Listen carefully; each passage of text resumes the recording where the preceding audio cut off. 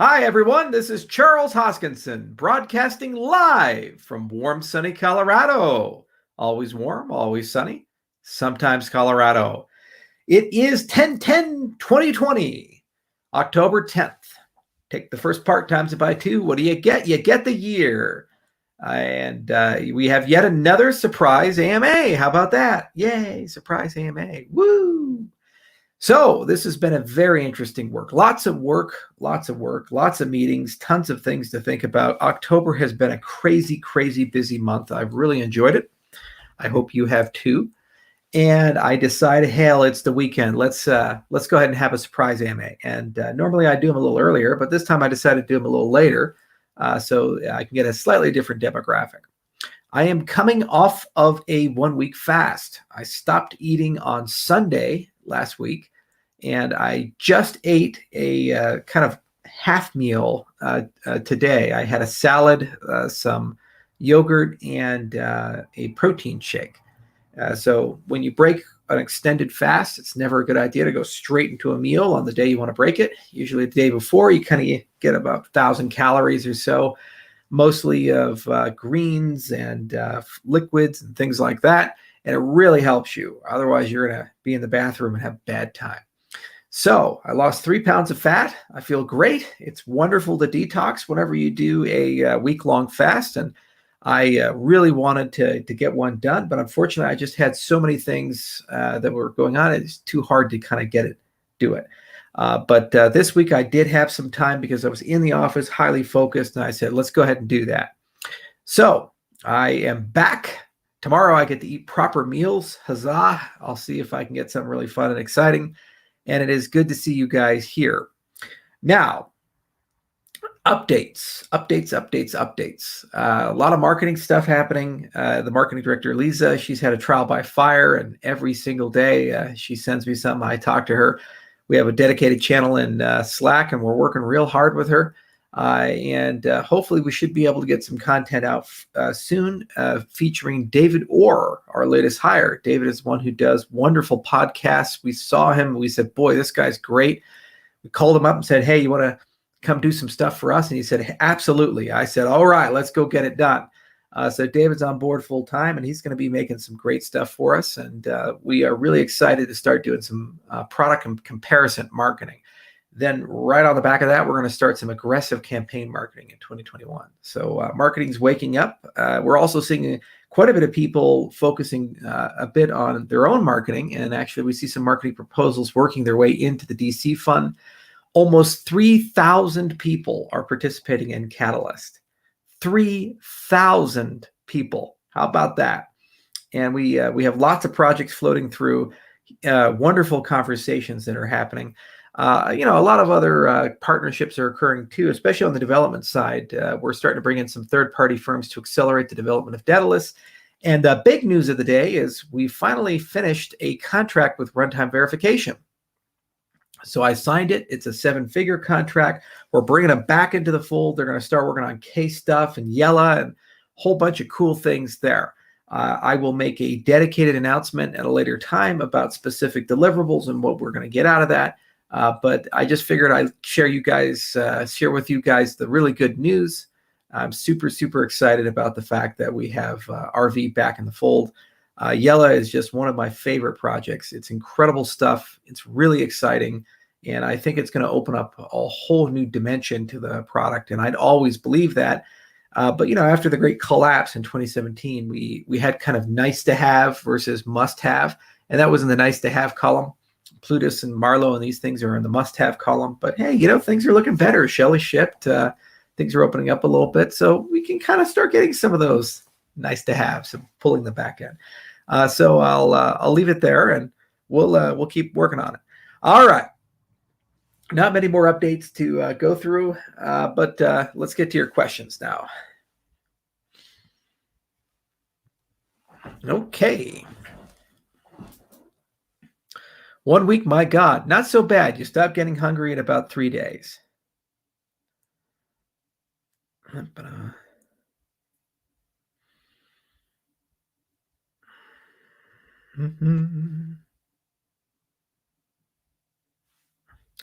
Hi from New Zealand. Well, hello, Simon. Good to see you.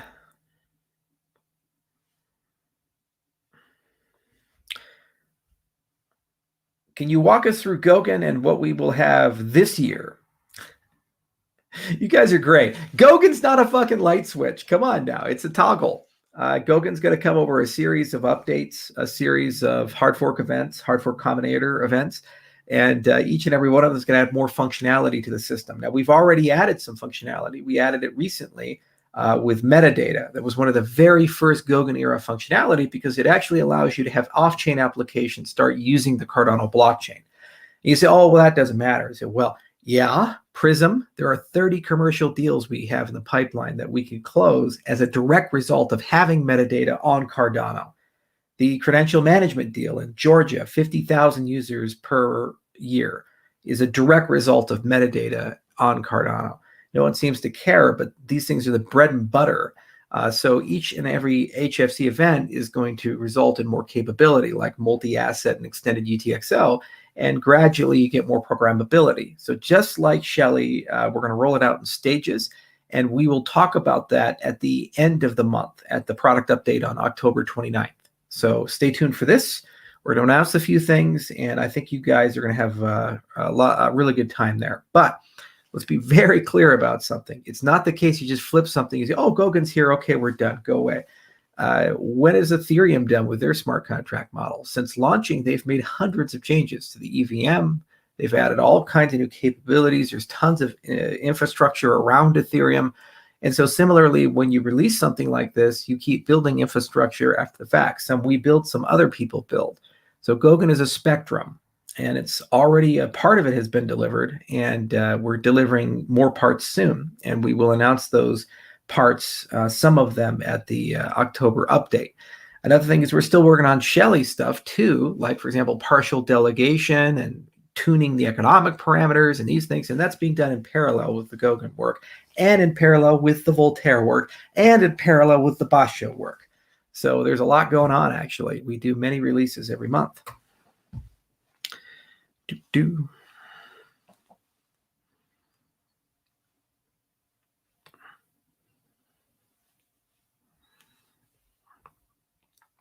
We got a little bit of trolling in the chat.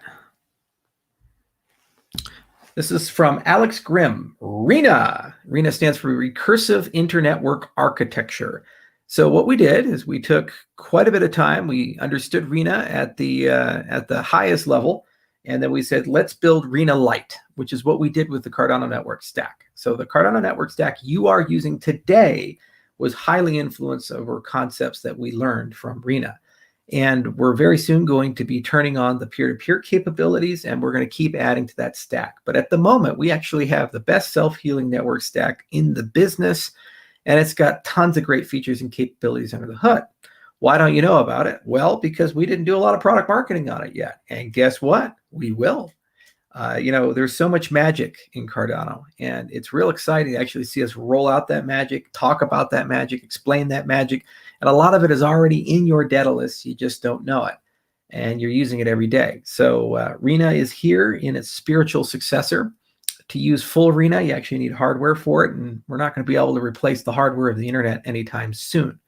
So you got to make compromises here and there. And I think we made enormous progress. It took over 2.5 years to design that network stack, and it was influenced by many different things, from Cloud Haskell to RINA itself to other concepts from the functional programming world. And that code is a work of art, and it's some of the most advanced Haskell you'll ever see.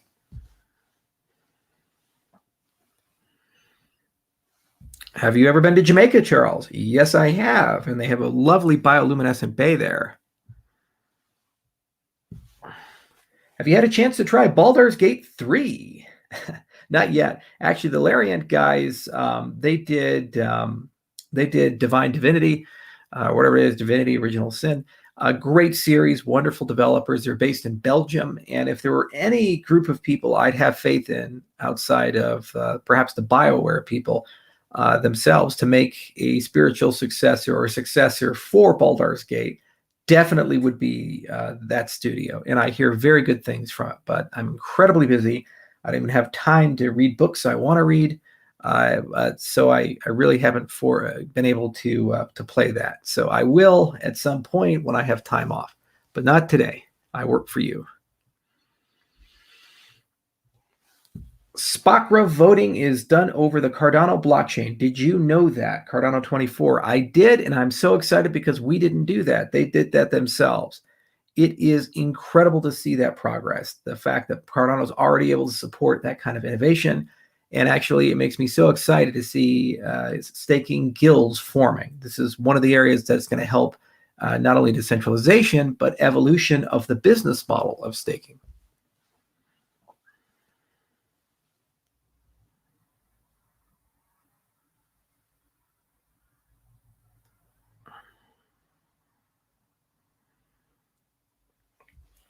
Charles, can you tell us what is being done to stop pool scammers? Thank you. Regards from Bolivia.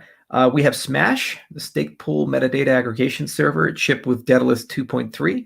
We'll keep updating it, and we're going to eventually deprecate it. Instead of having it as a DB-Sync plugin, we're going to pull it into Prism and a later release. But it's going to take a little bit of time. But yeah, Smash should definitely solve that problem, and there will be multiple versions of Smash for people to use. And we finally got it in. It took quite a bit of time to get that done, more than I wanted. But that's just how it got done.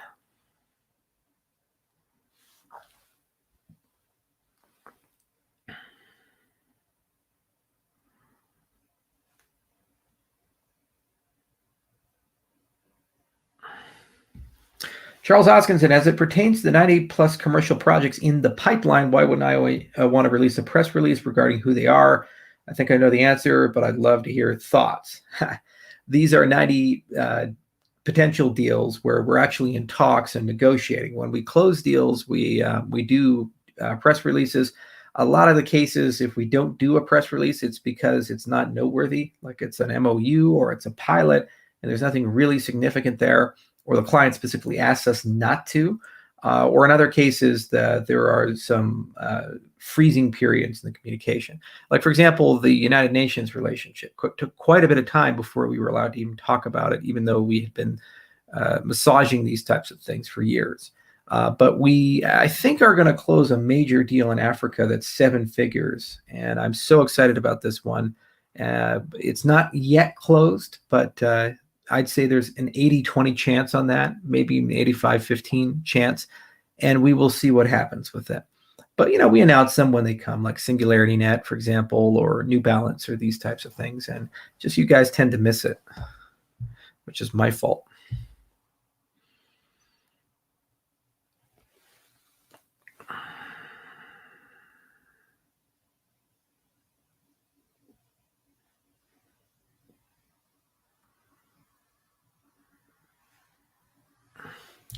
Charles, where's the label for no giving away ADA? I have it pre-programmed. I just click a button, it'll pop up, but I don't want to put it on right now.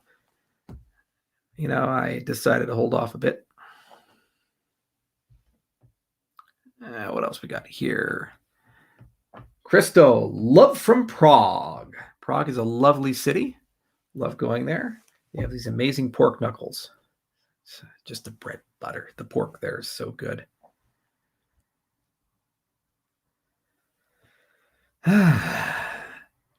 The fast has been good to you. Looking good too, Pensy. Feeling good. Feeling great. There is never a better time than right when you end to fast.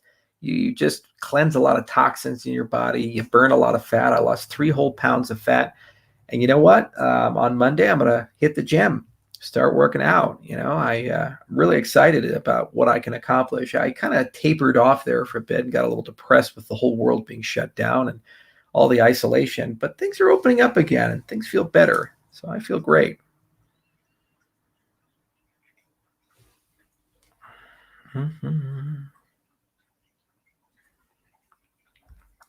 Charles, have you thought about redoing your studio like Joe Rogan did? I think a spaceship theme would be great, and you could have William Shatner on as your first guest. No, I don't want to have that studio. I hate the new studio for the Rogan's show.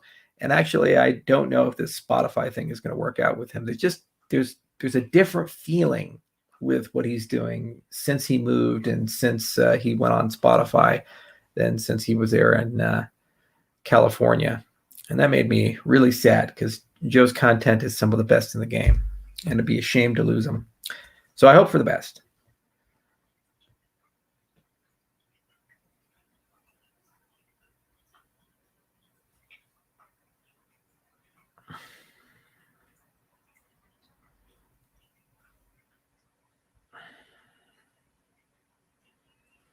This is a great question. Charles, what do you think about how projects handled their stolen coins with the recent KuCoin hack from Lukenum? Well, it's actually an interesting thing to really dig into. So one of the magic superpowers of what we're doing with Cardano, above and beyond the fact that we're going to be lower cost and higher performance and better software life cycle and security and rah, rah, rah. Okay, set all that aside for a moment. When you create an application or a token, there is a notion of control. How do you upgrade it? How do you make changes to the monetary policy? How do you do refunds or reimbursements or recover from theft events? Every single time these things come up, some beneficent leader or leadership steps up and says, let's do this. And gosh, that only works when you are a small movement. But what happens if your token's super successful and it scales to millions of users? And the founders, they've gone to Nantucket. They're gone. What do you do? Who's in charge? How do you figure that out? Well, what if all the things that we're building for Catalyst and the Voltaire, that whole framework, all that stuff, we're one day going to say, hey, you can reuse that voting system, that governance system for your token issued on Cardano. Would that be something interesting to you? What does that mean? It means that Cardano effectively can act as a governance as a service layer for your tokens. It's another added value and benefit that comes through. So to your specific question, how do these projects handle their stolen coins with KuCoin? I would much rather that each and every one of these projects, they have clear voting systems with high participation and it is blockchain enforced as opposed to something meta outside. It's usually not done that way because it was never built that way, and it's too hard to do that way on a case-by-case basis. And look, we're spending millions of dollars and a huge engineering team, and 3,000 of you guys are participating with the DC fund.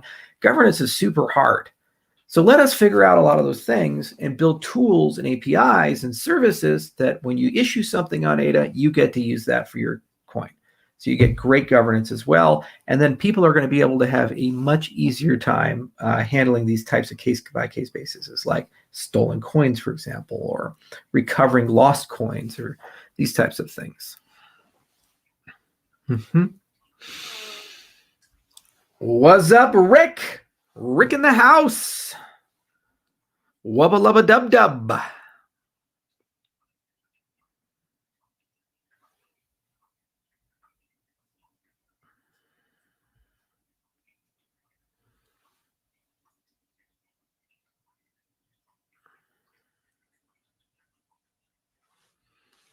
Charles, do you think the Federal Reserve will go to negative interest rates? 100%.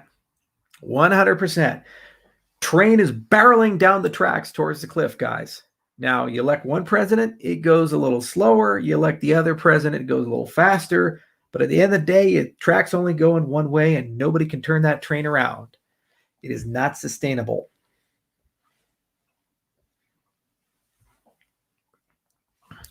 Charles, are you a green chili guy? A little bit past the best season in Colorado and New Mexico. K. Ross, they are still selling green chilies on the side of the street, my friend. And yes, I am. I love green chilies. I even grow jalapenos and other things out my my garden. I love chilies in general.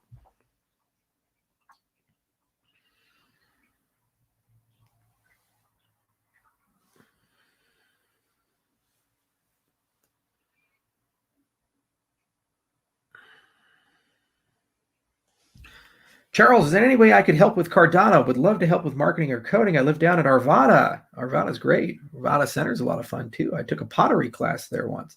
If you ever wanted to get in contact, I would highly recommend that you go and learn about IdeaScale and go to IdeaScale and submit a ballot, or at least talk to people, see what's floating around there, projects that you're interested in. You know, even if you don't have your own idea, look at what other people are doing. Contact those people if you find it really interesting and say, hey, do you need some help? That's how I became a co-founder of Ethereum. was dragged into a Slack channel, a Skype channel. That's exactly what you need to do. Rick asks, did Twitter ever take you up on the offer to build signed tweets? Rick, we both know the answer to this one. No, Jack Dorsey did not. No, Jack. Sometimes we talk over Twitter. And I think Twitter's an interesting organization. I think their platform is 15 years out of date. 2005 called. They want their website back. There are so many things that can be done to dramatically improve the quality, user experience, and security of that platform. And they're just not doing it because monopoly gonna monopoly. That's why. So how do we beat them? You build a better Twitter, which I'll inevitably do. And I will have a blue check mark there. Charles from Maurice Samuels. What do you think about the Venus Project by Jacques Fresco, with Cardano providing governance for their resource-based economy concept? Actually, Jacques once came to my alma mater years ago, CU Boulder, and I believe he recently died. But the Venus Project's a really interesting thing, and his whole concept is we're eventually going to converge to a post-scarcity economy where the machines and technology can make all the things we need to live. So why the hell do we work so hard? And perhaps we can live a little differently. So there were some futurist concepts there, especially when Jacques was young. But nowadays there is a clear path there. And the spiritual successor to the Venus Project, really a lot of these ideas floating and converging to the UBI projects. So I'd encourage you to look at universal basic income. In general, one of the things I'm going to do that's somewhat in Jacques' wheelhouse, my brother's a doctor in Wyoming, but he's also a licensed general contractor. For some damn reason, he likes doing construction and real estate and all these other things in addition to practicing medicine. My brother and I probably start a construction company. In particular, I would love to do 3D printed homes. I talk to so many infrastructure ministers all around Africa and other places, and they're all saying, we need affordable housing. We need affordable housing. And I remember years ago going to South Africa and to the townships and talking to the guys from the Indlu project, where they built these beautiful concrete homes that were well constructed for $30,000 each with electricity and plumbing. I was like, wow, how'd you guys do that? It would be super cool to take the latest and greatest state-of-the-art of 3D printing and marry that with manufactured home techniques and kind of put them together and replace the conventional manufactured home with a 3D printed home. You'll have a massive cost reduction in assembly because you just have to come in and finish it. And I think that you'd have much stronger structures comparable to things like ICF, for example, insulated concrete forms. So UBI is one direction, and the manufacturing of the molecular machines, I guess 3D printing is a way to go. And Jacques was a really visionary guy, an example of what happens when you think well and outside of the box.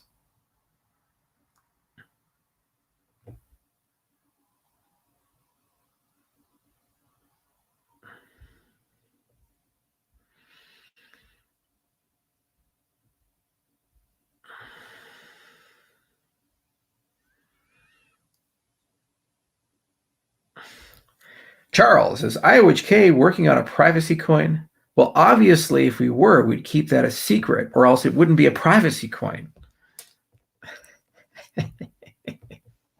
I had to answer that. Come on.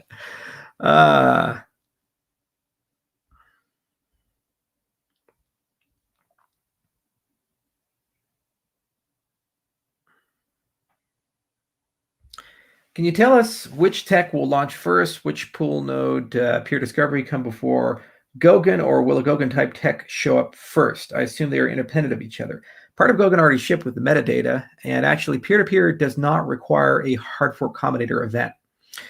So we are currently testing peer-to-peer on the testnet. We just shipped a huge thing for that, and it'll take a month or two for the profiling and testing to go through. And then what we do is we'll gradually roll peer-to-peer over the network. So when we did the Shelley HFC event, we shipped the peer-to-peer governor with it. It's just certain parts of it weren't turned on or fully refined to a point where we responsibly could flip the switch. And so that's what we're doing right now with that team.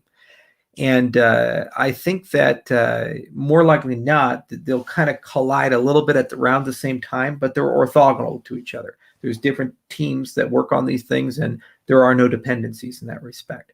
However, full peer-to-peer will occur before D hits 0. I know that much.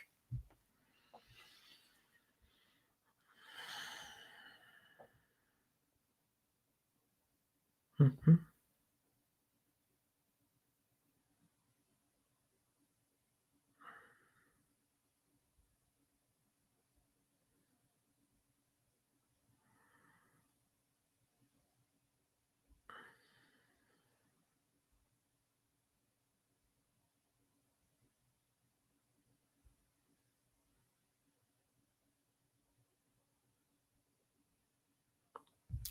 What kind of fast are you on? I just ended a 7-day water fast, the responsible way.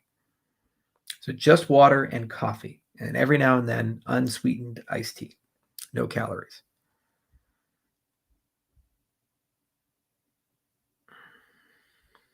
From Monica Wiley, Charles got jokes tonight.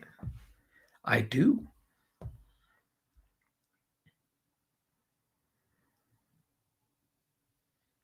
Quantum computing resilience of Cardano. When we ask for the renewal, we will include an entire quantum agenda so that Cardano will be completely end-to-end quantum resistant. It was a research item that we did in the initial scope, but we didn't actually implement those protocols. A, because it wasn't in the original agreement, and it was just a research item. So we kind of understood what is a quantum adversary and post-quantum signatures and these things. And we wrote some papers, and we actually explored signature schemes like XMSS, Sphinx, and also lattice-based crypto like crystals, for example. But the problem is quantum resistance requires more than that. For example, the Ouroboros, we would require post-quantum VRF, and we'd actually have to rebuild our snark structures like Sonics, for example, because they're not quantum resistant. If we were ever to use them for private assets or other things in Cardano, we'd have to redo that. So there's about 2 to 3 years of solid work on theory, prototyping, and application to make Cardano quantum resistant. Perfect thing for the next 5 years, but not something for the last 5 years. Just understanding how to do that and what needs to be done is what we accomplished. And I think that was a great mission. The good news is there is absolutely no demand for quantum resistance at the moment because there aren't any quantum computers that can actually do anything to us. That said, by 2030, I feel that this will become an emerging threat to legacy systems. The problem is right now with quantum systems, all of the post-quantum crypto, it is simply too slow. You're talking about signatures that are 10, 20, 30 times larger than the ESA signatures that we use, Twisted Edward Crypt stuff, and a lot longer validation time and a litany of other little issues here and there. And also, we don't have a post-quantum VRF, so you have to do random number generation differently. So no way to do it. And even if it could be done at the moment, the trade-offs are simply too high. So part of an agenda would be gradually mitigating those trade-offs in creative ways. But this does require new crypto. And the good news is huge amount of people are thinking about this. The bad news is it's not blockchain friendly at the moment. So it needs to be translated.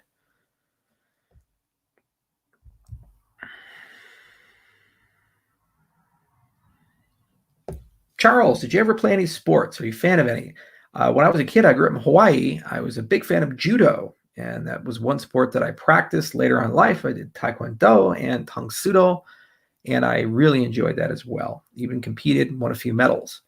Then I got fat and old and mathematically, and so I stopped doing that. But I was not one of those soccer kids or anything like that.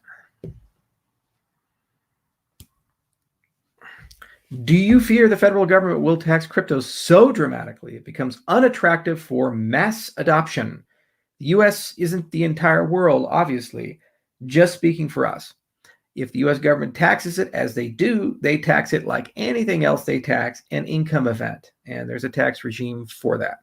Doesn't matter if it's wheat or gold or silver or stocks or bonds, there's a tax rate. And if you want those taxes to be low, vote for politicians who lower taxes. If you want those taxes to be high, vote for politicians who make those taxes really high. For example, Joe Biden wants to treat capital gains as ordinary income. So your tax rates there will go significantly up. And that would mean all your crypto gains would go significantly up. Elections have consequences, as do political ideologies. And by the way, those who say fair share, they never stop. The highest income tax got in the United States was well over 90%.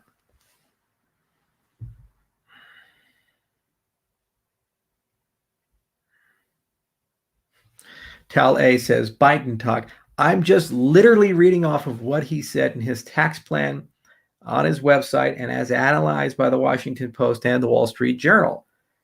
He said he wants to treat capital gains as ordinary income and raise the top tax rate from 35% to 39% and remove the payroll exemption above $400,000. Okay, for many of us who are in the top brackets, that means effective tax rates, especially in places like Colorado or other states with state income taxes, would go above 60%. That's exactly what he said in his tax plan. That's not political. That's his statement. My broader point is, well, aren't we worried about crypto being taxed out of oblivion? If crypto is an investment for you instead of a daily asset, then you are affected by changes to tax policy in the way investment law works. And there will be no special carve-outs or provisions for cryptocurrencies. Because if you could do that, why wouldn't Microsoft do that for their stock? Why wouldn't the bond dealers do it for themselves? They're going to tax everything all as one thing.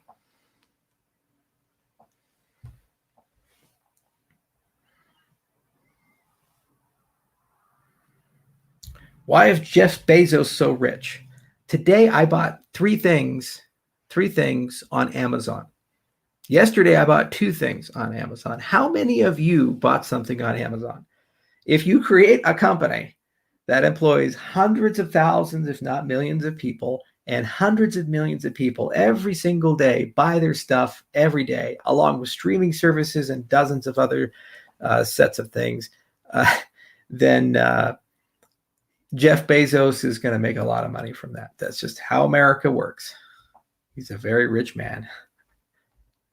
And you know what? He dies one day, and that wealth goes somewhere else. Big fan of the estate tax. Intergenerational wealth probably shouldn't happen. Bad for society.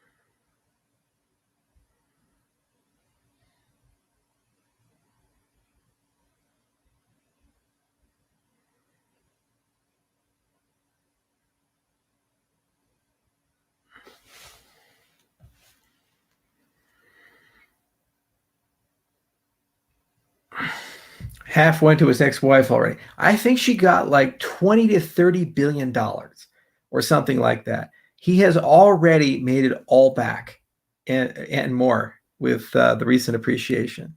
I don't know of any person who could take a $30 billion hit and be like, yeah, parking ticket, whatever.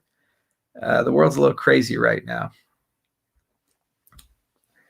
Charles, it's Jacob from Ghana. Ghana is an incredible country, by the way. Accra is so beautiful. The countryside is so beautiful. Love the food. Everybody's real friendly, especially the women. Is there a private key for the Treasury? If yes, who holds it? You guys do. The Treasury basically spends funds based on threshold permissioning. So money's moved over to a special account, and it only gets distributed based upon success of ballots. You guys vote, and if a ballot gets past a threshold, it authorizes the movement of the funds to that address that's on the ballot. So yes, in a sense, there is a private key, and who controls those keys? The voters who participate in Catalyst, in that sense.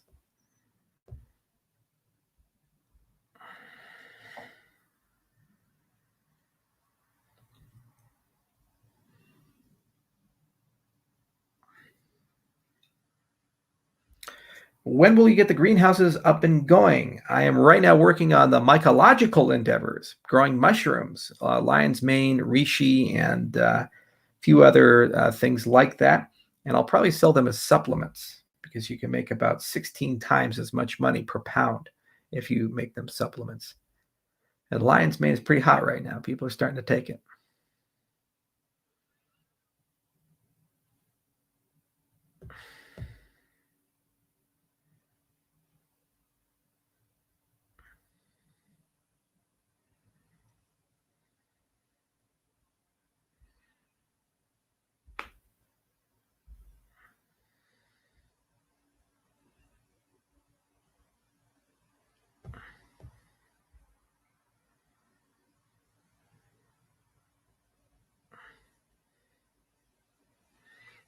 Will you do 100% fruiting bodies for your shrooms? Ooh, interesting question. I don't know yet. But when I do the shrooms, I'm going to do a live stream and show you guys the entire setup that I have and all the cool things that we're doing. How often do you fast? I try to fast once a quarter for a week, although the last 6 months have been very difficult for that.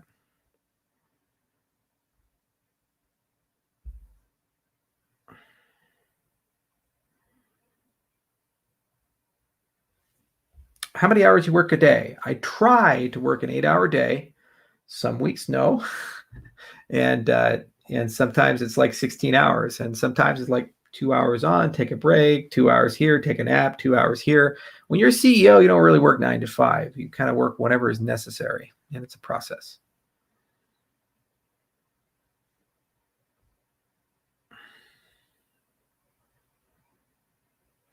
Sebastian says, I hate you, hacker.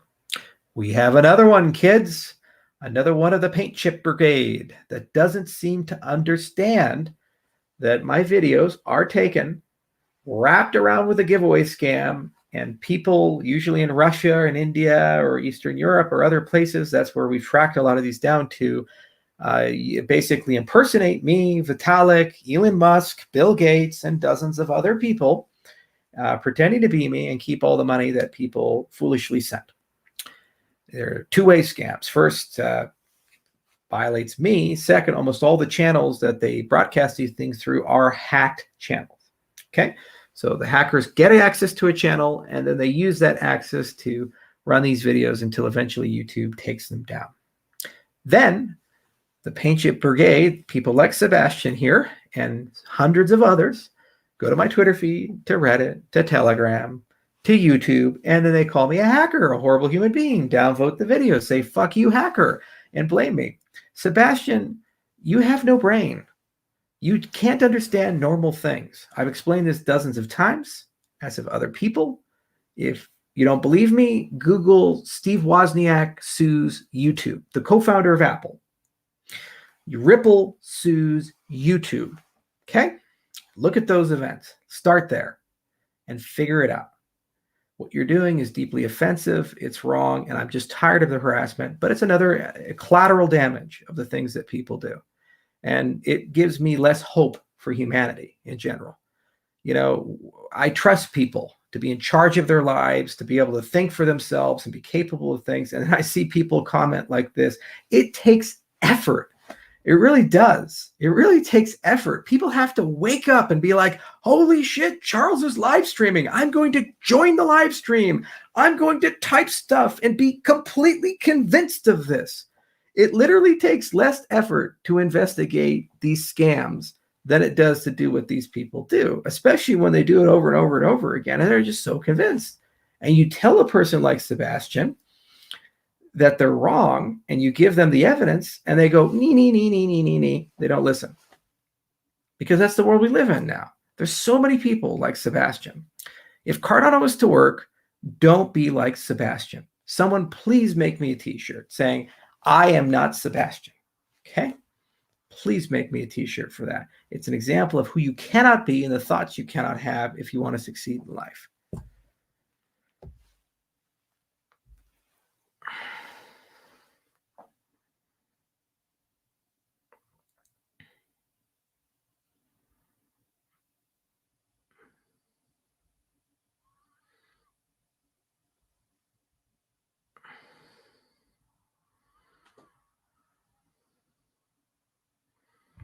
Why do you have those tribal masks?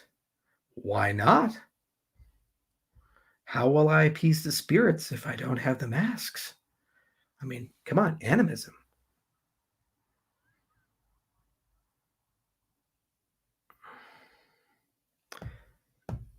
Here we go. Please confirm that you will never leave Cardano. I can't confirm that because you guys are in charge of that. At the end, when we finish everything we set out to do, we're going to say, we want another 5 years. And here's all this incredible, great stuff we're going to do with all these allies who want to do it with you. And you guys have to vote for it. And if you don't, well, then, you want to go in a different direction, in which case you don't need me. Cardano grew up and moved on. It's like a kid. You want them to stay at home forever, but if they grow up and they say, well, they want to move out and go to North Carolina or somewhere else, then you let them go. Hope they come home for Christmas. Similarly, we're going to make a big proposal, and it's up to you guys to decide.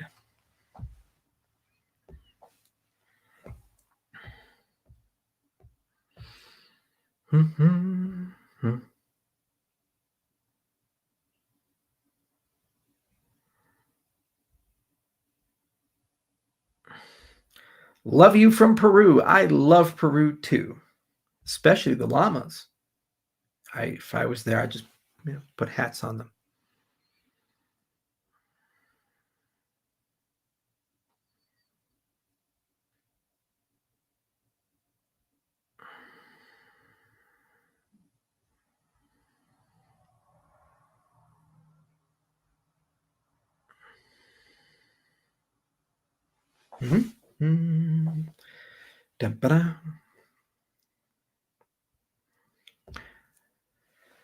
Fragoso. He says, what is your opinion about Vitalik Buterin? Do you honestly believe, I'm going to actually answer that question. Do you honestly believe that? Come on. Hemp concrete. The Gauls were one of the first to actually do that. In fact, Caesar wrote about it. Hemp concrete's been around for a while. It's not quite as strong as regular concrete, but it's a great building material, all things considered. And throughout Europe, there are still bridges made out of hempcrete. And actually, the hippies, they're making hemp concrete structures all over again. And you know what? There are some really, really cool things about hempcrete that potentially, if you work on it a bit, I might actually use it for a future project, especially if I do an ICF home, because that's you need some form of concrete in it. And hemp is cool.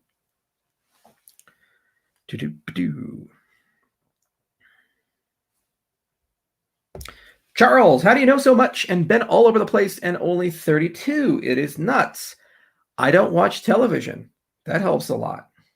Just stop that. And travel is cheap. You can find ways to do it cheaply if you're clever about it.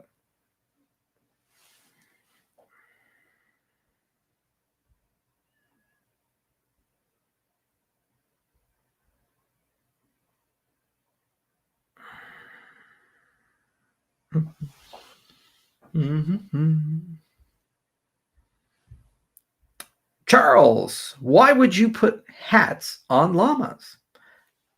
Christine, I want you to Google llamas with hats and watch all 12 of them. You get back to me on the next AMA. That's your homework for the day. Canada loves you, Charles. Canada likes me, but Canada loves their prodigal daughter, Tamara Hassan, my chief of staff. There's a few others who work for me from Canada as well, like our marketing director, Liza, Andrea. We have about a dozen Canucks, and I truly do love Canada. I love Vancouver. Not a huge fan of Toronto, although there's Jacobs & Co. That's a great steakhouse there. And there are certainly a lot of things there. I like Canada a lot.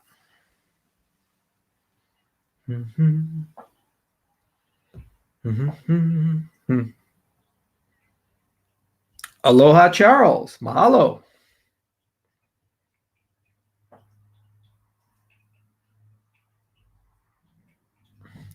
What do you think of Jack's decentralized Twitter project? Good for him. Why would his shareholders allow him to build something that competes with his entire business model? Don't get that one.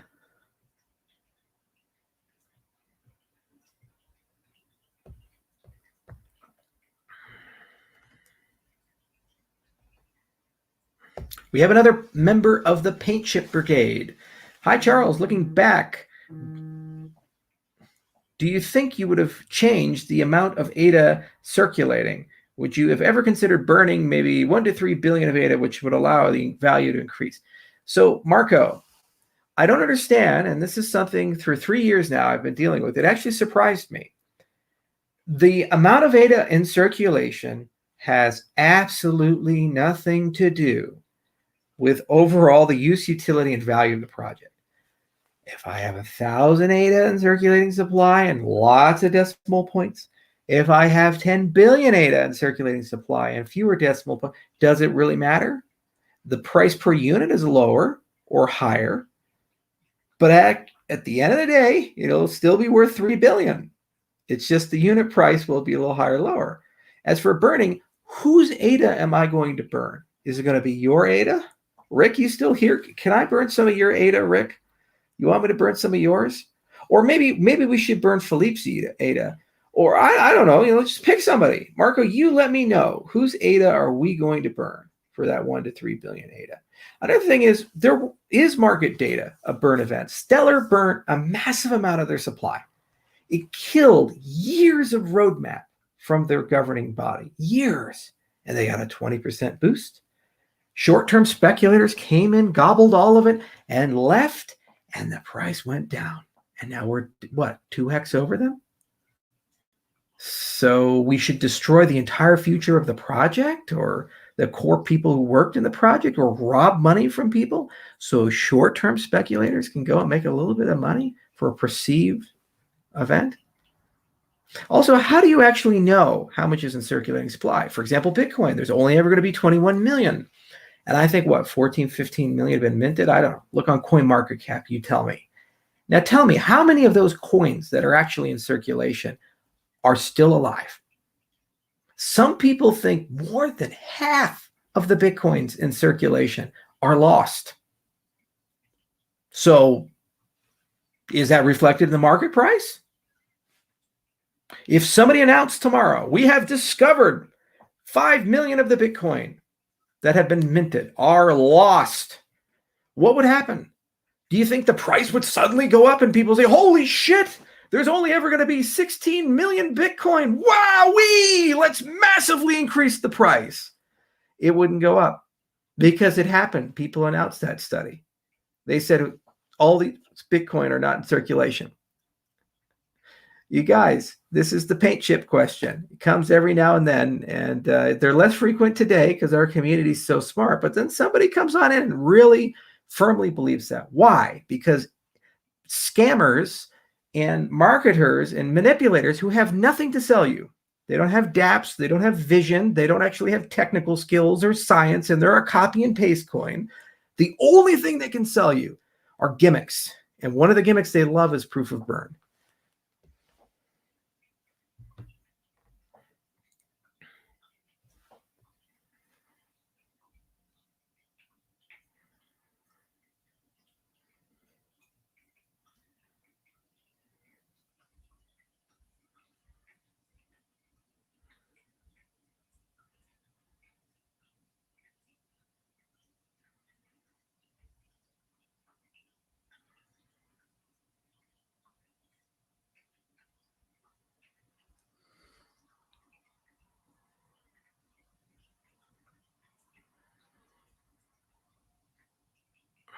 There we go. Thank you, Rick. I appreciate it. He said coin burns don't work. Charles, you still driving your truck and your Lambo? Lambo's still in the shop. And if you're a Lamborghini owner, it's like that old saying. Fake rich people tell you how rich they are. Real rich people complain about taxes. Fake Lamborghini owners tell you how great the Lamborghini is. Real Lamborghini owners complain about their damn car being in the shop. 3 weeks now. 3 weeks. I was just about to pick it up, and they called me up and they said, hey, while we were cleaning it, we accidentally broke something. So I said, shit, okay. And they said, well, can you fix it? Oh, yeah, no problem at all. The part will be in tomorrow. A week later, it'll come in next week, Tuesday. We'll see. And I drive a CT6 as my daily driver for now.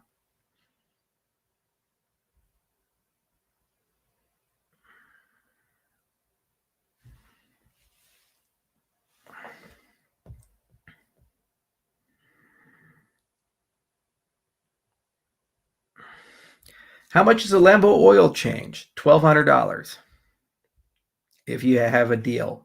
Normal, $2,000 for a Huracan.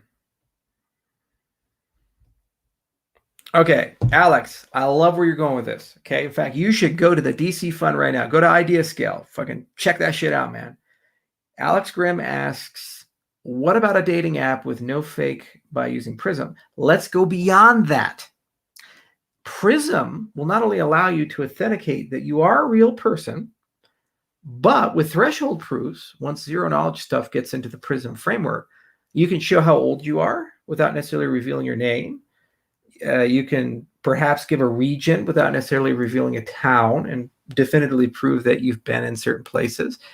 You could potentially reveal information like STD test results. You could reveal other such things too, like size of certain body parts, all these things without necessarily de-anonymizing the person. All these things are possible for the decentralized Tinder 2.0s that will inevitably be viral dApps and bring millions of users, active, engaged users into our system. By the way, it also has a payment system with it. Use your imagination on that. These are the things that decentralization bring you, and a better identity system gives you. No more hackers, verifiable information, from health information to physical information to wealth information, all of these things, okay?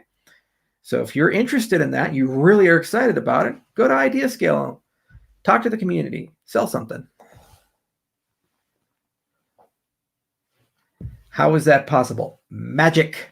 And also trusted authorities. Because, for example, you can create identities in the system, your web of trust, for known actors like hospitals and clinics and other things like that. You can have certified medical records, and you can reveal subcomponents of a certified medical record.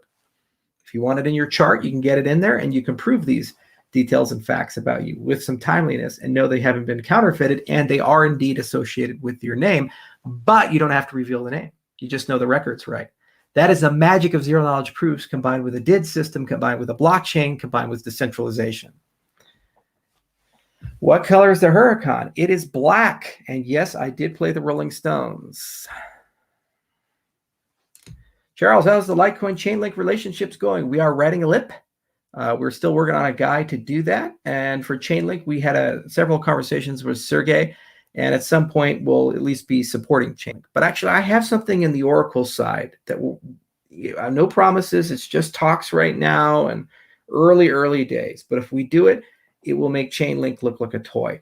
And we never even speak their name again. So we're still talking to them. We're a neutral platform. We'd love all kinds of people come. There's Oracle pools. We'd like Chainlink to be in there.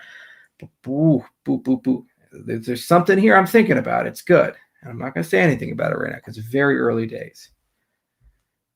And you guys can reference this video for when I announce it, if we announce it. And you say, was that what you're talking about on 1010? And I'll say, yes, absolutely. This is really cool. It says, I'm not putting the size of my penis on the blockchain. You don't.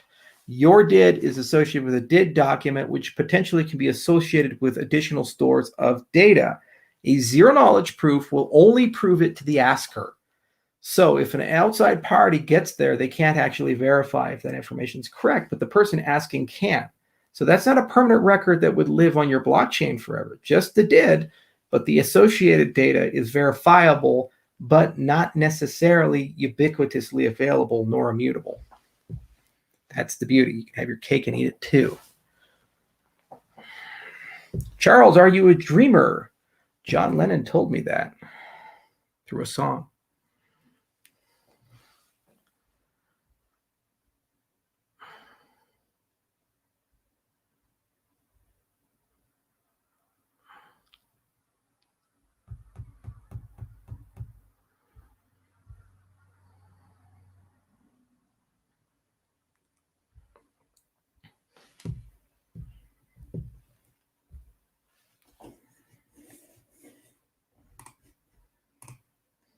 IOHK development team is partnering with the global humanitarian organizations, the UN, launching a hackathon to end poverty, hunger, and solve climate changes.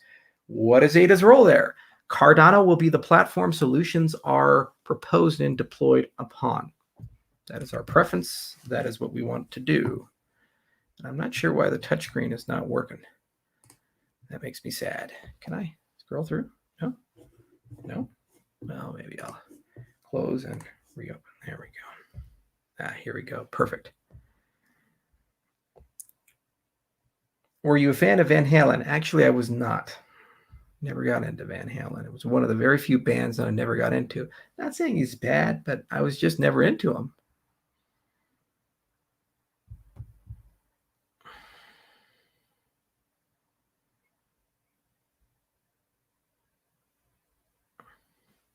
Fleetwood Mac. Yes, I've seen Stevie Nicks multiple times. Love that girl. I love the whole Fleetwood Mac experience. Okay, Mick Fleetwood is amazing. I once saw him, 70 years old, 11-minute drum solo. Like 7 minutes into it, the lights go out. I'm like, whoa, oh my God, this is crazy. And then they come back on, and there's these weird Japanese guys with their shirts off, like banging taiko drums, and he's just with a hand drum, like da da da da da da da. Like, whoa! They are artists in the truest form. Fleetwood Mac, highly recommend. Stevie Nicks is also quite good.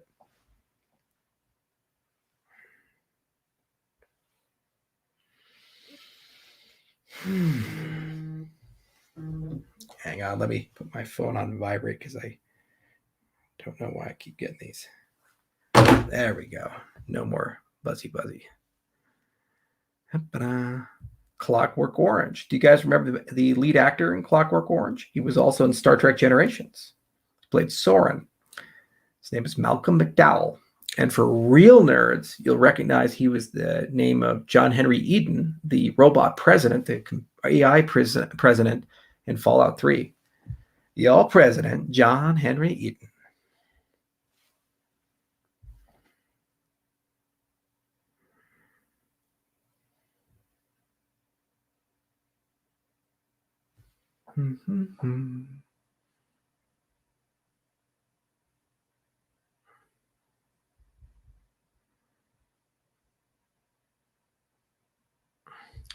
Ergo on Yoroi. Exciting times ahead. What are you most excited for, Charles? Ergo, Emergo. Ergo, Emergo. Very exciting. Together, right? I am most excited for the launch of Gogan and for Voltaire to fully wake up and to have 10,000, 20,000 people every time we do a round talking and hundreds of projects getting funded. And that means every month we're going to have hundreds of projects funded. We talk about adoption. We're going to blow everybody out of the water once this is all done. Charles, what astrology sign are you? I am a Scorpio. Born November 5th, 1987 at 11:11 a.m. in Hawaii. You can now steal my identity.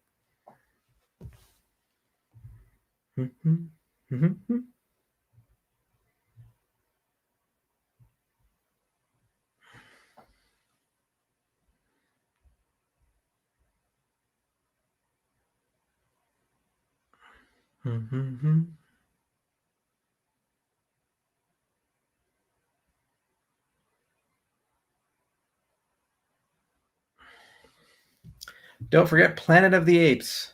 You bastards blew it up. Bastards! Charlton Heston rocks, man. That was a great, great movie. Do you like classical music? Well, I was a classically trained piano player. Absolutely love classical music. Love Beethoven, love Chopin, love Liszt, Brahms, all these guys.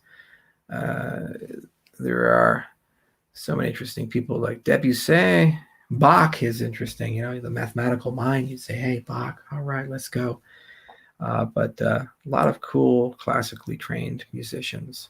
I am most excited about algorithmic music and algorithmic music generation assisting in the composition process. So you take a talented composer, you give them a machine that they can work with to give them ideas on things that they can do. And I think that's going to result in symphonies that we just have never imagined before, and a renaissance for classical music. Very excited about that. And Maurice Ravel was another one I really enjoyed. Leopold Godowsky also did a lovely recomposition, reimagining of Chopin's work. quite technical, too hard to play.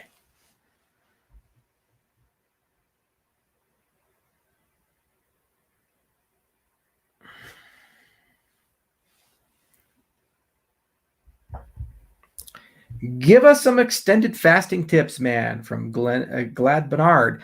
Glad, my recommendation is start with intermittent fasting, do 16-8. Okay, so skip breakfast, eat 12 to 8. It's easy peasy, super simple. 2 larger meals instead of multiple meals throughout the day. Keeps the insulin level pretty low, gets you used to the whole fasting experience. Do that for about a month. If you're really cool with it, then go on a fat fast for 3 days where you have a high fat intake, low carbs, low protein. That'll get you deep into ketosis. You get used to ketosis. You might have a keto flu. You might have lethargy, all these things. But once you're there, your body's used to that. Your brain knows how to operate on ketones. You're okay, because you kind of primed yourself with the intermittent fasting. If you can survive all of that, then you can do an extended fast. And try about 4 days first. The first 3 days suck on a water fast. The 4th day opens up. If you feel great, then carry it out a few more days. And the day before you break your fast, eat a salad, nice big salad, protein shake, and yogurt, right when you want to break it. And it'll get you restarted. Of course, check with your doctor before you do any of this. If you have a lot of medical problems like diabetes or the other things, there's a lot more to think about and ask. And the best book you can buy on it's from Dr. Fung, F-U-N-G. And he's an expert on intermittent fasting. He's a board-certified nephrologist.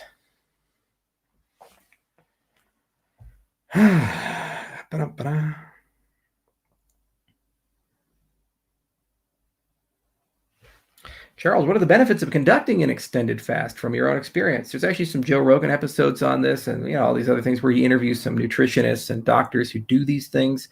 The primary benefit is that after a few days, your body goes through autophagy, eats a lot of the old cells. So basically, you need 2 macronutrients to survive. You need all 3, the proteins, the lipids, and the carbohydrates. But your brain can't run just off of fat. Your brain actually needs a little bit of glucose. So how that works is the brain the body will actually manufacture the glucose you need through a process called gluconeogenesis. So go and eat all those old cells. Even if you extend it fast a really long time, it'll eat your scar tissue, all these other things, and it'll convert it to the glucose you need to run. So you'll get mental clarity. You'll lose weight, a lot of weight, half of which or more will be water weight. You'll gain it back after the fast, and about 70-30 for most people, fat protein. So the fat side, that's actual body fat. It actually gets rid of visceral fat really nicely as well. And on the protein side, you will lose a little bit of muscle mass. If you go beyond 3 days, you lose a little bit, but it's very easy to gain that back. You just drink protein shakes and work out a little bit. You'll get it back in a week or 2 after that fast. The fat stays off. Okay. So it'll reset a lot of things. Now, a lot of the naturopathic people, they say, well, detox the body and cleanse the body, blah, blah, blah. And that may be true, but I won't go so far on that. That said, if you have food allergies, and most people in America and other places do, there's at least one food you're allergic to or have sensitivity to and you happen to consume. But for me, it's avocado. I love avocado and sushi. And I feel like crap after I eat it. And actually, molasses is another thing. And what is molasses in? Barbecue sauce. And I love barbecue. So I still eat it, but it does cause me some problems. So by getting off of that, all your allergies tend to go away. So immediately you'll notice your nose gets a lot more clear. You can breathe a lot easier, and your body just feels better. Okay. Now, this is assuming your body is keto adapted and you can be in a fasting state and it's okay. If you've never done it before and you just go cold turkey into it, you will feel horrible in your first fast, extended fast, horrible. So I don't recommend that. But if you want to tough it out, okay, it's going to be super tough. But you'll notice that you'll have a lot of mental benefits. Your skin gets a lot better. It slows down aging. You get something called BDNF, brain-derived neurotrophic factor. There's tons of cool things. There's a great video that summarizes all these benefits on YouTube. It's from a YouTuber called What I Learned. And just type in what I've learned fasting, and there's a whole series of videos about sugar and fasting and these other things. Highly, highly recommend that. And put honey on crust. I do. Bojo's Pizza, man. Put that honey on the crust. It's good. I'm actually going to get into apiculture. I'm going to start raising bees here next year. How did you pinpoint the avocado? Very good question. I had a genetic test and an allergy test done, and actually they can now, just by reading your genetic code and some other tests, they can give you a breakdown of food groups that you have some sensitivities to. Genopaleo, I think, or palette. I can't remember the exact name. If you have a 23andMe data set, you can give it to them and they can analyze it and tell you all kinds of interesting things. Who will win the NBA Finals? Used to watch tons of NBA, loved basketball. Have not watched a single game in a long time. I just don't care for it anymore. Any sport that goes political, goes woke, I don't watch. And you know what? Fine. It's entertainment. There's plenty of other things to entertain. There's great books, YouTube videos. There's all kinds of wonderful shows and plays and other things that you can do. So much art and culture out there. Sports is just one outlet, and there are many sports out there. Go be a rugby fan. Go watch MMA fighting. Go watch Thai kickboxing. Muay Thai. Whew, those tournaments are amazing. Watch them break coconut trees with their shins. They're crazy, man.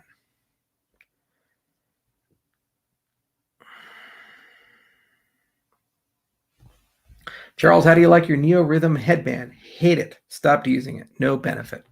However, I have a Mendy coming, and I also just bought something from Heart Math, and I will try that out. I'm really getting into heart rate variability and flow training and this concept of coherence. Apparently, people say it's great. Talk to my dad. He read about it when he was in medical school back in the 1980s. So there you go.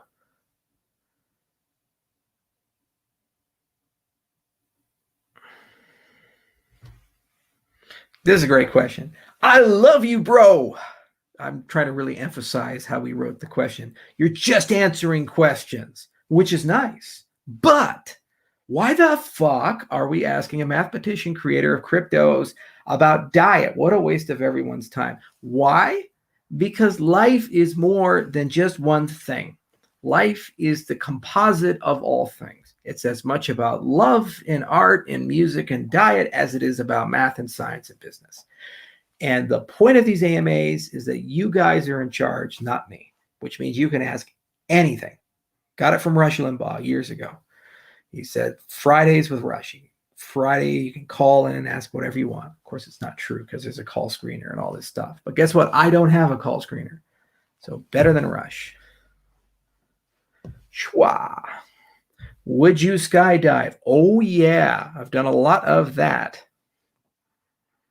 What is your favorite video game? Well, obviously Legends of Valor, because I own it. Well, yeah. I have many favorite games. We'll get into gaming at a different part of the AMA. God, I am having fun. Open Line Friday. That is it. That's right. I haven't listened to Rush in years, too. I used to work at a cat rescue when I was a young kid. I was like 11, 12 years old. And this crazy woman woke up and just said, I'm going to live with 90 cats in my house and adopt them out. And so my mom got in her head it was a good idea for me to volunteer there. So my job was to clean the cat cages and medicate the cats. And she was a big Rush Limbaugh fan. So every time I would go there, there'd be Rush Limbaugh blaring, and I'd be cleaning cat cages. And then I had to give them pills and shots, especially when distemper came through. You ever try to inject a cat with saline? You ever try to give a cat a pill? And I had that job for a damn year. And the day I left, she bought this cat bag where you put the cat in the bag and their head sticks out. And you zip them up so you can give them pills and inject them without them clawing the hell out of you. It was like, I was here for a year. I have scars all down my fucking arms because of these cats. And you buy it the day I leave. Judy Quillivan was her name. Recycled Critter Rescue. I wonder if that's still around. Her husband was a chain smoker, and he just lived in the garage. He smoked cigarette after cigarette after cigarette, and that's where all the bags were. Memories. Jason Asher, did you milk the cats? That is a Fockers reference. And I ask you, how do you milk a cat? Tiny nipples.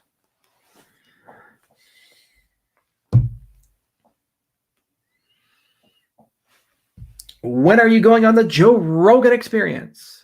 Rogan after Gogan. Charles, have you watched Wim Hof? Not only I've watched him, I've met him, I ran into him. It was the Waffle Amsterdam 3 a.m. story. And I am going to do some Iceman training with him. I was scheduled to do it March this year, but then the great Rona came. So next year.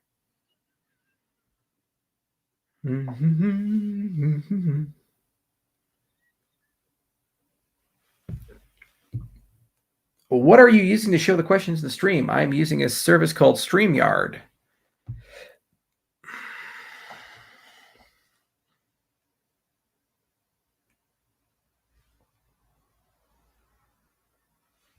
It's nice to get to know a person, not a waste of time, LOL. I could not agree more. You know, people are a composition of all things, and you really need to get to know people. The most unfortunate people in the world are people who hyper specialize in just one thing, and they allow everything else to die. You know, I grow things. I right over here, hydroponically grown flowers. And then in the next room, I have a whole bunch of plants, and I'm learning how to grow mushrooms. I have raised big gardens. Almost every day when I'm not fasting, I have food I've grown in my own gardens. I can thin slice it, cook it in butter. And it's amazing to be able to have that skill set. That's something I just learned. I have donkeys right outside. I have horses right outside. Got dogs running around. You know, I got 3 owls that live on the property. You know, I try to talk to them, but they don't give a hoot. You know, the point is that you have all these different things, and the key to life is to be in touch and in tune with all those things and allow them together. Because once you've done that, then you have achieved a state where you kind of just enjoy every day. And you know what? The other great part about it is everything in life, no matter how much you believe it's permanent, is ephemeral. You have a wife or a husband, they're going to die one day. Or maybe you split up. You have a great career that you truly enjoy and love. At some point, you retire or get fired. As a CEO of Ethereum, could have done great things there. It only lasted 6 months. 6 months. Got to move on. If you're attuned to all the things, you're resilient because you can lose one of those things. And you can wake up and say, it's okay because I have all the other things. And I'll find something else. If you only have one thing and you lose that one thing, you're going to be tying the noose. What is your dad's medical specialization? My dad was a cardiologist. My dad does a lot of cardiology work like treadmills and these other things. He is a trained internist, board certified internist, and has been so for over 30 years.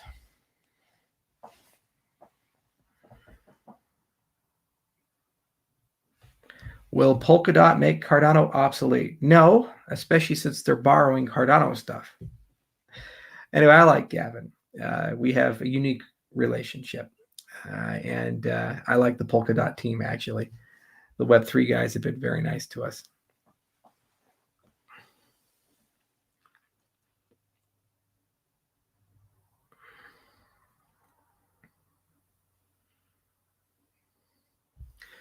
Crypto Crow has been arrested like 8 times. Steer clear of him unless you want to sink. I wasn't aware of that. And you know what? I'm going to keep talking to Crypto Crow. I don't care about the personal stuff. I talked to him over YouTube. You know, I talked to him through interviews. You know, I'll talk to anybody. I don't care about their background. Stop trying to deplatform people. What is your favorite subject in mathematics? I truly enjoy number theory, although lately I've become very interested in set theory, logic, and philosophy of mathematics. Dare I say that I may one day become an ultra-finitist?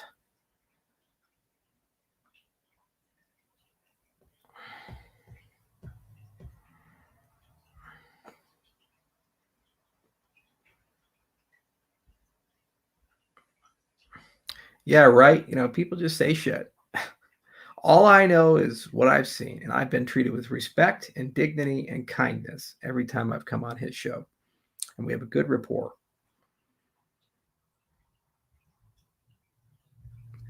Is Hydera Hashgraph still relevant?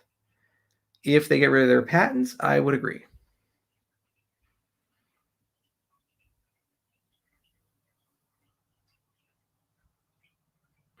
Charles, do you watch Formula One? I do not watch car racing, but I do participate in car racing because I own an exotic car, Lamborghini Huracan LP610. I can race it, and I do. And I'll take it to tracks and race McLarens and Ferraris and Porsche 911s and all these other things and get it up to ridiculous speeds, sometimes over 150. It's better to play than watch. True in sex and true in racing.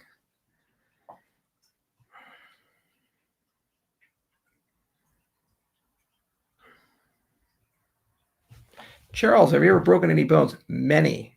My x-rays light up like a fucking Christmas tree.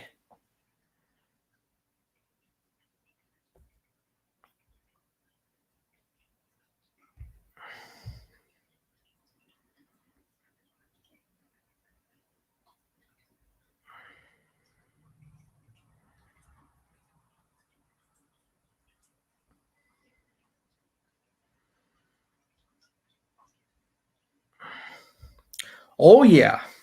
And I pay a lot more than Trump, I'll tell you that. Paid 7 figures in taxes this year.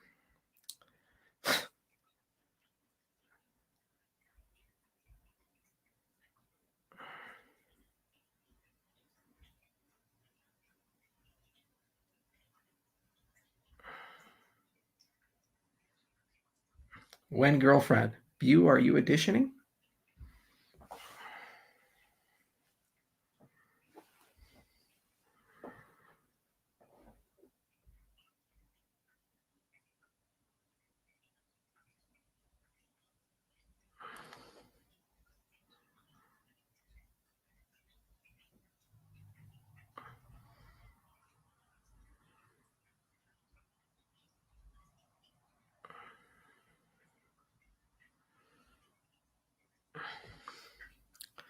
But you race alone? No. You race in the track, you race against other people. And it's amateur races. And actually, you're interconnected with the other people when you do these things. Why? Because you feel them on the track. You can actually get a peripheral sense of where they're at. And if you really get into flow and you're really into it, when they move, you can feel them moving because you're going 150 miles an hour or faster. Russell's paradox or any other real logic propositional calculus. What floats your boat? Russell's paradox. That's a cool one involving the definition of a set and why categories were created. Turns out if you allow sets to contain themselves, it creates all kinds of problems, namely the Barber of Seville paradox, the Barber's paradox, which means infinity has some problems.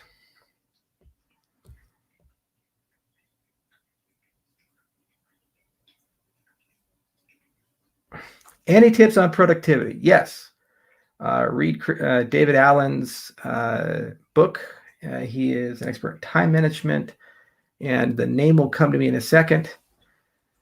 But basically, he invented all these different schemes for how to organize your time and learned a lot about mind maps, learned a lot about visual literacy. These things alone will have a huge impact.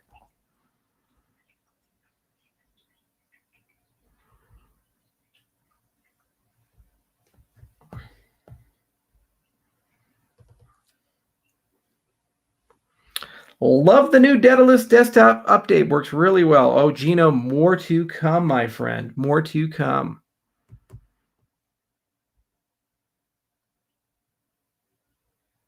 Out of all the things that you learned about Ben Goratzol, what was the most interesting to you? He never took off the hat the entire time.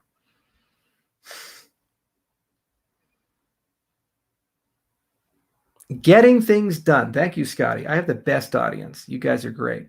Oh, yeah, right here. Pomodoro method is another thing to learn about as well. Helps you. It's very complementary to getting things done for deep focus. Also, be extremely aware of context shifting. Okay. There's shallow focus and deep focus. Anytime you're in deep focus and somebody comes and distracts you, it's you go, and it's not just the time that you have to spend dealing with the distraction. Getting back into the deep focus is non-trivial. Reduce those wherever possible. Hey, Charles, you said that Jacques Fresco visited you. No, I said he visited my alma mater, C. Boulder. He did a presentation there. Right now, reading Wednesday is Indigo Blue from Dr. Sidewick. It's about synesthesia. I'll let you guys know when I finish it. Baby Yoda. We all know where that's going, guys. Baby Yoda is Yaddle and Yoda's son. That's why there's a 50-year time period between the Phantom Menace and the Mandalorian, and Yaddle disappeared in the Clone Wars. Where did she go? She was Preggers was Yoda's baby. Come on. It all makes sense. Come on. Come on. Kathleen Kennedy, do not let us down.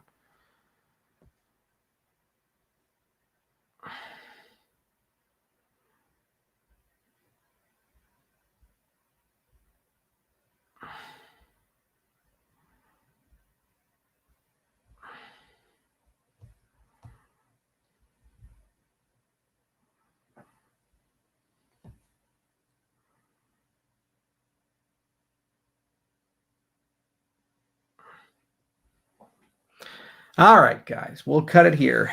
Thank you so much for attending the AMA. I really enjoyed it. Always fun. And this is Charles Hoskinson signing off from warm, sunny Colorado.